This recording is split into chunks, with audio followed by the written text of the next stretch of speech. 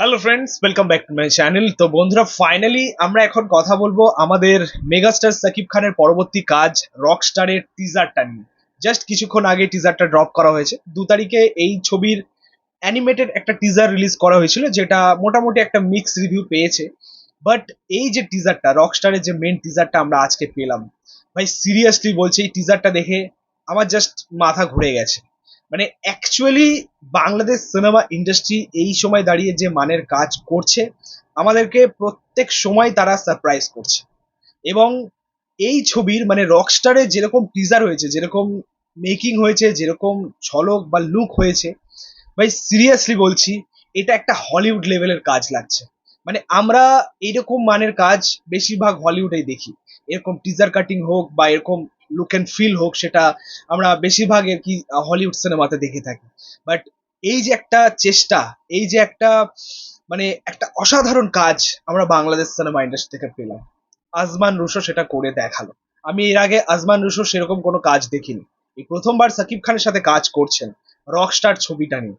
So ভাই seriously, হয়তো এতটা এক্সপেকটেশন ছিল না ছবিটা নিয়ে, বাট এই টিজারটার দ্বারা সেই এক্সপেকটেশনের মাত্রাটা অনেকটা বেড়ে গেল। মানে এখন সত্যি বলতে একটা এক্সাইটমেন্ট কাজ করছে যে রকস্টার বক্স অফিসে রীতিমতো ঝড় তুলবে। এটা জাস্ট মিলিয়ে নেবে তোমরা।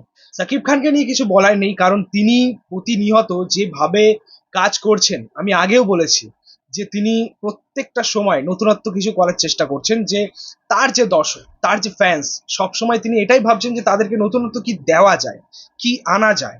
আজকে তার এই এজে দাঁড়িয়েও সে রকস্টারের মতো একটা চরিত্র প্লে করছে, রকস্টারের মতো একটা ভূমিকা পালন করছে। ভাই এর থেকে বড় চ্যালেঞ্জিং আর কি হতে পারে? সেখানকার দর্শক তাকে যদি এই রোলে একসেপ্ট করে নেয়, গ্রহণ করে, তাহলে প্রবলেমই বা কোথায়? আজকে সাকিব খান এরকম একটা চরিত্র নিয়ে কাজ করছেন বলে বা এরকম একটা রকস্টারের ভূমিকা নিয়ে কাজ করছেন বলে অনেকেরই প্রবলেম হচ্ছে, অনেকেরই হিংসা হচ্ছে। বাট একটা কথা বলি, যে সাকিব খান এরকম একটা চরিত্র বা এরকম একটা গল্প তিনি একসেপ্ট করেছেন, গ্রহণ করেছেন, এটাই সব থেকে বড় কথা। তিনি কিন্তু খারাপ অভিনেতা অভিনেতা নন, তিনি কিন্তু ভালোই অভিনেতা। তার দরকার একটা ভালো স্ক্রিপ্ট, ভালো গল্প। রকস্টার কিন্তু সেরকমই একটা স্ক্রিপ্ট, সেরকমই একটা গল্প। আমার তো মনে হয় রকস্টারে সাকিব খান জাস্ট ফাটিয়ে দেবে। ঠিক আছে, আরেকটা কথা বলে রাখি তোমাদেরকে, এই রিসেন্ট টাইমে তোমরা তো সাকিব খানের সেই সুপারস্টার ইমেজটাকে দেখেছো, মেগাস্টার ইমেজটাকে দেখেছো প্রত্যেকটা সিনেমাতে, প্রত্যেকটা সিনেমার গল্পে। প্রিন্স বলো, তুফান বলো, তাণ্ডব বলো, সমস্ত ক্ষেত্রেই বন্দুকবাজি দেখেছো, বোমবাজি দেখেছো, বুলেটবাজি দেখেছো। এবার তোমরা দেখবে সাকিব খানের অভিনেতা সত্তার কাজ। ঠিক আছে, এই রকস্টারের মধ্যে পারফেক্টলি ভাবে সাকিব খানের অভিনেতা সত্তাটাকেই ফুটিয়ে তোলা হবে। এখনো পর্যন্ত মানে টিজার লেভেলে যা দেখা গেছে, ওই স্টার লেভেলটায় কিন্তু সেই ইমেজটায় কিন্তু তুলে ধরা হয়নি। তোমরা দেখো, গল্প ওরিয়েন্টেড কাজ কিন্তু হবে। ঠিক আছে, গল্পের মধ্যে কিন্তু মানে একটা দম আছে। হ্যাঁ, অবশ্যই এখনো পর্যন্ত হয়তো সেভাবে গল্প কিচ্ছু রিভিল করা হয়নি। এছাড়া এখনো পর্যন্ত আমরা টিজার 1ই পেয়েছি। টিজার 2 আসবে, তোমাদেরকে এটা জানিয়ে রাখলাম। ঠিক আছে, এই ছবির টিজার 2 আসবে।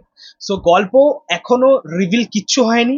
কিন্তু তবুও সাকিব খান যেহেতু রকস্টারের মতো একটা ভূমিকা পালন করছেন, এখনো পর্যন্ত যেরকম তার লুক হয়েছে, যেরকম টিজারের কাজ হয়েছে, সেখান থেকে বলা যায় যে এই ছবিটা কিন্তু একটা গল্প ভিত্তিক কাজ হবে।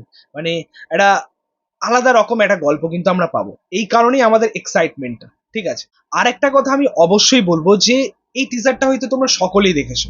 টিজারটার মধ্যে তোমরা জাস্ট দেখো সাকিব খানের যেরকম লুক ছিল, তার যেরকম গেট আপ ছিল, বা আজমান রুশো সাকিব খানকে যেভাবে প্রেজেন্ট করেছেন, সেখানে কোথাও গিয়ে তোমাদেরকে এটা মনে হচ্ছে যে সাকিব খানকে এই চরিত্রে একদম মানাচ্ছে না, বা রকস্টারের ভূমিকায় সাকিব খান একদম যাচ্ছে না? কোথাও গিয়ে কি মনে হচ্ছে? ভাই সিরিয়াসলি বলছি, আমার তো মনে হচ্ছে না। আমার তো মনে হচ্ছে একদম পারফেক্টলি গেছে। এবং রকস্টারে আমার তো মনে হচ্ছে সাকিব খান জাস্ট ফাটিয়ে দেবে তার পারফরমেন্সের জন্য। এবং তোমরা দেখো সাকিব খানের সেই জেদটাকে আমরা দেখতে পাচ্ছি, মানুষটার মধ্যে সেই খিদেটাকে আমরা দেখতে পাচ্ছি নতুনত্ব কিছু করার। সবসময় তিনি তার দর্শকের কথা, তার ফ্যান্সদের কথা ভেবে থাকেন। তার জন্য এরকম কিছু কাজ তার কাছ থেকে আমরা পেয়ে থাকি।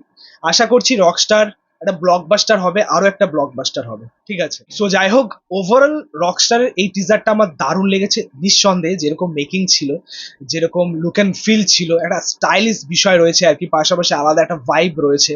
এছাড়া একটা ডায়লগ আমরা শুরুর দিকে পেলাম, যে music is not just acoustic, sometimes more than life, it's more than life. ডায়লগটা কিন্তু দারুণ গেছে, খুব মিনিংফুল ছিল। প্রথমবার এরকম কাজ পাচ্ছি বাংলাদেশে, সেই জায়গায় এরকম কিছু ক্যাচি ডায়লগ আশা করছি।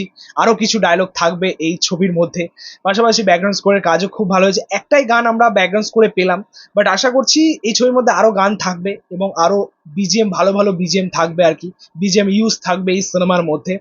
সো ওভারঅলি খুব ভালো মেকিং হয়েছে টিজারটা। এখনো পর্যন্ত টিজার 2 ও বাকি। সাকিব খানের ডায়লগ কিন্তু কম দেওয়া হয়েছে, একদম শেষের দিকে জাস্ট একটা ডায়লগ আমরা পেলাম। এখনো পর্যন্ত টিজার 2 বাকি আছে, ট্রেলার বাকি রয়েছে। আর একটা সব থেকে বড় কথা, আমরা দেখতে পাচ্ছি যে রকস্টারের এখনো পর্যন্ত প্রমোশনটা কিন্তু খুব ভালোই হচ্ছে।